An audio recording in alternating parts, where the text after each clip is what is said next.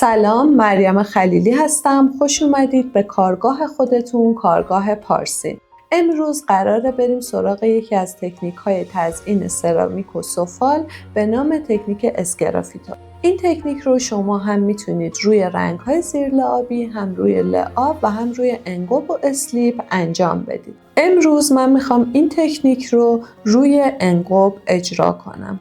پس برای این کار اول میام انگوبم رو طبق ویدیو قبلی آماده میکنم. بعد بدنم رو که به حالت چرمینه رسیده روی چرخ سفالگری توی مرکزش فیکسش میکنم. اگر چرخ سفالگری ندارید نگران نباشید، شما میتونید بدنه خامتون رو که به حالت چرمینه رسیده روی صفحه گردونتون فیکس کنید. بعد اینکه کارمون رو فیکس کردیم با استفاده از قلمو میام انگوبم رو اعمال میکنم. شما انگوب رو به هر روشی که دوست داشته باشید میتونید روی کارتون اعمال کنید. هم به روش اسپری کردن با پیستوله، هم قلمو و هم قرقابی. انتخابش با خودتونه. من توی اینجا با قلمو اعمالش کردم.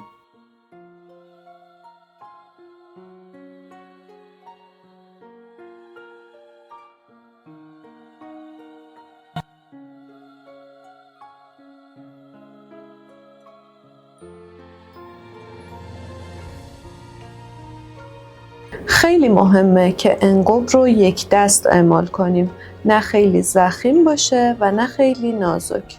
خب من به انگوبمون زمان دادم تا کم خودش رو بگیره. دیگه وقتی دست میکشید انگوب روی دستتون نمیاد. بعد اینکه خودش رو گرفت، حالا نوبت اینه که ما شروع کنیم طرح مورد نظرمون رو روش خراش بدیم. هم میتونید طرح ذهنی رو شروع کنید و روی کارتون ایجاد کنید و هم میتونید مثل من طرحتون رو روی کاغذ پوستی بکشید و بعد این طرحتون رو روی کارتون به کمک چسب کاغذی فیکس کنید. به صورت برعکس هم حتما بذاریدش. بعد اینکه با چسب فیکسش کردین، شروع کنید با مداد به کشیدن طرحتون که به این روش طرحتون روی کارتون میافته. پس بریم این کار رو با هم دیگه انجام بدیم.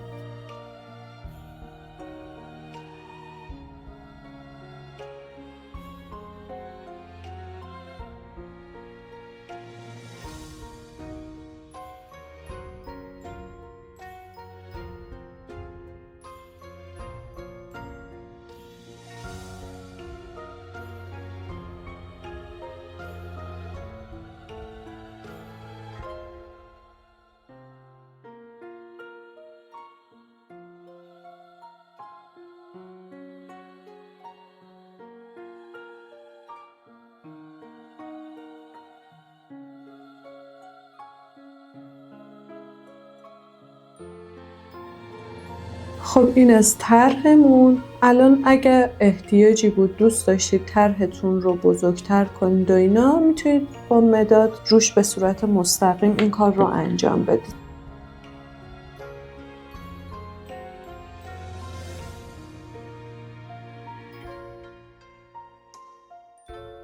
تا هر جا که دلتون خواست طرح رو ادامه میدید و بعد شروع میکنید به کمک یه ابزار نوک‌تیز. فرق نمیکنه، میتونید سوزن باشه، سوزن لحاف دوزی باشه یا سوزن کار با سفال باشه. هر سوزنی که هر قلمی که نوکش تیزه شما میتونید برای این کار استفاده کنید.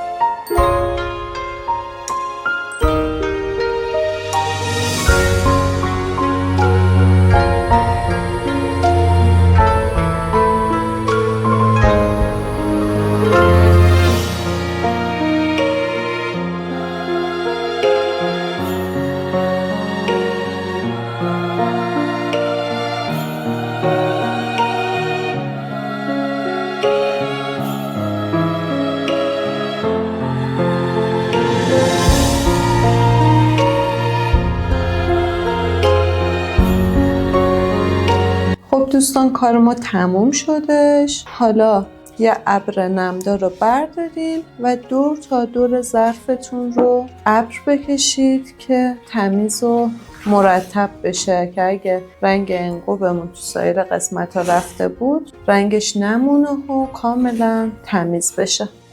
وقتی طرح کامل شد به بشقابمون زمان میدیم تا کاملا خشک بشه. حتما برای خشک شدن بشقاب اون رو توی فضایی به دور از آفتاب مستقیم و باد مستقیم قرار بدید و من توی این مرحله برای اینکه خشک بشه بدون هیچ آسیبی روشم خاک و غبار گرفته نشه، روش یه پارچه نازک نخی هم پهن میکنم. بعد از اینکه ظرفمون کاملا خشک شد میذاریمش توی کوره تا تو دمای مناسب گلتون پخته بشه، که الان دمای پخت گل من 980 درجه است. پس ظرفمون رو توی همون دمای 980 درجه میپزم. بعد از بیسکویت شدن باید روش یه لایه لعاب شفاف بزنیم که توی قسمت بعدی براتون آموزشش رو میذارم.